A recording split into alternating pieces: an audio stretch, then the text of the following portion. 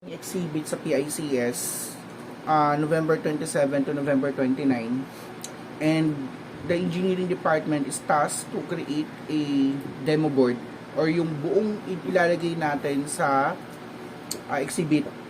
So dalawang boot yung kinuha sa exhibit, which is 2x3 ang isa, di ba? 2 2x3. O so magiging 2x6 kasi fix na yung 2 eh. So magiging 2x6 yung haba ng boot natin, yung area ng boot natin. Ngayon, ano yung mga target natin i-demo doon sa exhibit. Una, yung IIoT using MQTT. So Industrial Internet of Things using yung protocol ng MQTT or Message Queuing Telemetry Transport. Bali ang by design, meron tayong available dyan ng mga PLC. Meron tayong padating na Phoenix Contact na PLC Next. Tama? Moderna. Meron tayong MQTT capable IoT gateway, which is itong case na to, since wala naman talaga tayong actual na gateway, we will be utilizing frameworks or yung TATSOF na HMI na Edge program niya acting as an MQTT client broker.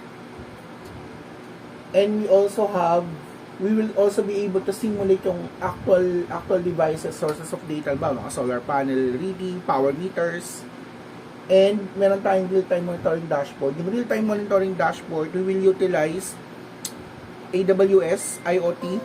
So, you can check kung wala pa kayong account, mag-sign up na kayo. Gumamit muna kayo ng virtual Maya card or anumang virtual card para pang sign up, pero wala namang bayad to, free to. Meron bali gagamit lahat ng data coming from the MQTT enabled devices or MQTT gateways or brokers, ibabato natin papunta lahat kay AWS. Sa software, sabi ko kanina, meron tayong broker and communication protocols from frameworks TATSOF. IIoT Analytics and Data Visualization Software by IoT, AWS, and Simulation and Data Transmission and Reception. Okay. Plus, Kepware has the capability to publish yung mga, bawa, may mga PLs kang kinol na sa kanya coming from the MES values or mga simulated values. Pwede rin yung i-publish papunta sa AWS. So, we will have to study yung mga part na yon. Yung primary na nag-aaral ngayon doon, which is 2 weeks ago, binigay ko kay Steve, saka kay Chiki, mag-involve ka ng dalawa sa kanila. Para tumulong doon sa development. Papansin mo, more on software side yung binigay ko sa inyo. Kasi ang mga hardware device, kung paano i-set up, si Ivan ang kukuha ng team, saka si Kai. Kasi sila ang magbi-build kung ano yung gagamitin nating panel o paano natin i-design mismo yung mga gagamitin nating devices. Kung kailangan natin bumili ng materials, magpagawa ng aluminum profile, we have 20 days to do that. Okay?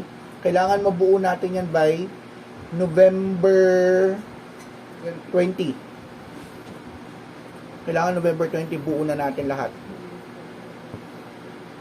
Sa MES, other than nung demo ni Traxis,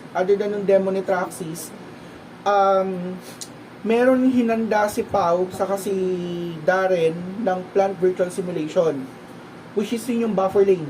Tama? Ang idea is, yung buffer lane na yon i-interface natin kay MES para sa OEE. Via Kepware sa Traxis. Okay? Meron na si isang prepared na demo for the OEE, pero yun ay ginawa ni Traxis. Pati ng MES gawa ni Traxis. Pero ito, isisingit natin yung part nung ginawa ninyong virtual simulation doon.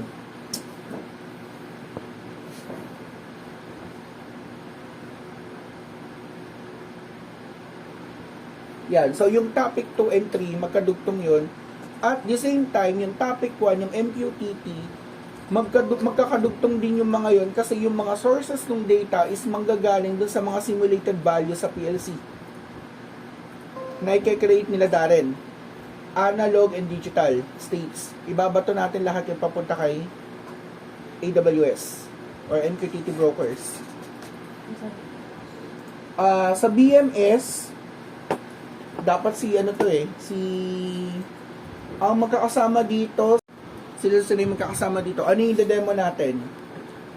Nandyan yung aspect matrix, nandyan yung CMS, yung CMS na demo board galing kay ABB. Isipin na ninyo kung paano natin siya paano natin siya ipapasok sa area ng demo booth natin mismo. So lahat ng kailangan ninyong buuin o kailangan ninyong i-prepare, including the software and hardware, i-prepare na ninyo. Pero itong additional challenge, wala diyaang NetX automation.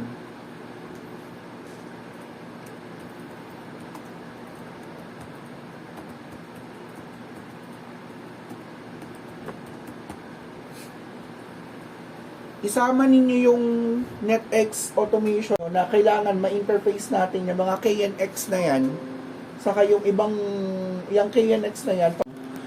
Ngayon, saan papasok dito yung sinasabi ko na may relation to sa thesis ninyo? Yung may Arduino kayo currently. Diba? So,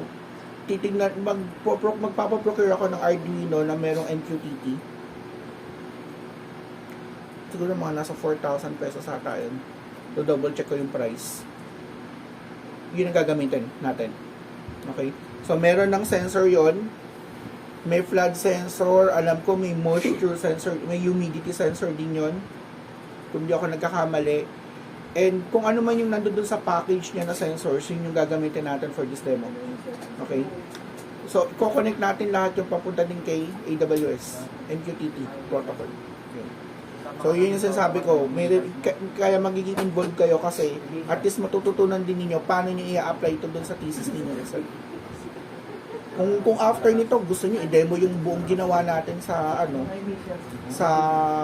problem, invite niyo si din naman si kailangan sa smart device Wi-Fi. Okay, sige. Ibigay mo yung task para dun sa smart device na yun, isa sa kanila kung paano i-interface. Pag-alalan lang, para at least pag nag-usap, kung sino yung nakakaintindi kung paano yung interface. Andiyan naman si Paolo, saka si Chiki. Hindi, interface yung smart device. Papunta kay Kepler, kay MES. Yun nga din, hindi ko pa alam eh. Hindi nga namin alam ni ano eh. Hindi pa rin nabubuksan ni Isel. So yun nga yung kailangan aralin.